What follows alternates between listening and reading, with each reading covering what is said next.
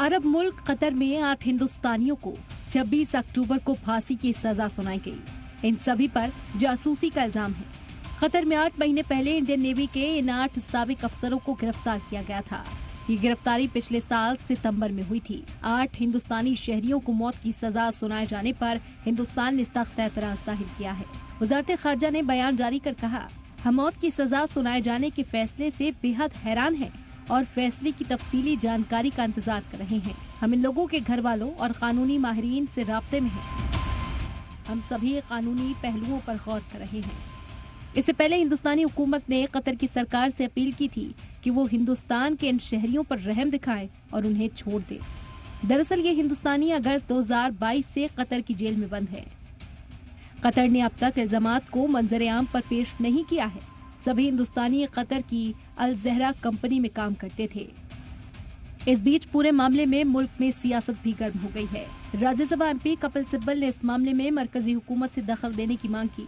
उन्होंने social media platform x पर लिखा कि कतर की एक अदालत ने 8 हिंदुस्तानियों को मौत की सजा दी और उन इल्जामात के लिए जवाबदेह ठहराया गया जिन्हें कतर के अफसरान ने किसी के सामने पेश भी नहीं किया। हमारी सरकार को उनकी रिहाई के लिए सभी मुतबादिल रास्ते तलाशने चाहिए। कतर मामले पर AIMIM सदर असदुद्दीन ओवैसी ने ट्वीट कर सभी हिंदुस्तानियों की रिहाई का मुतालबा किया है।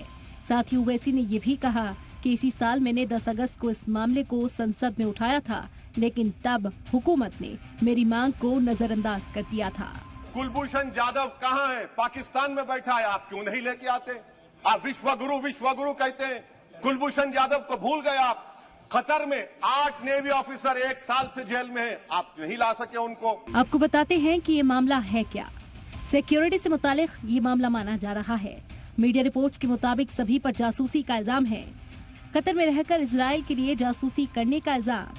हाईटेक सबमरीन्स को लेकर दी जा रही थी जानकारी। ये सभी एक प्राइवेट फर्म के लिए काम कर रहे थे।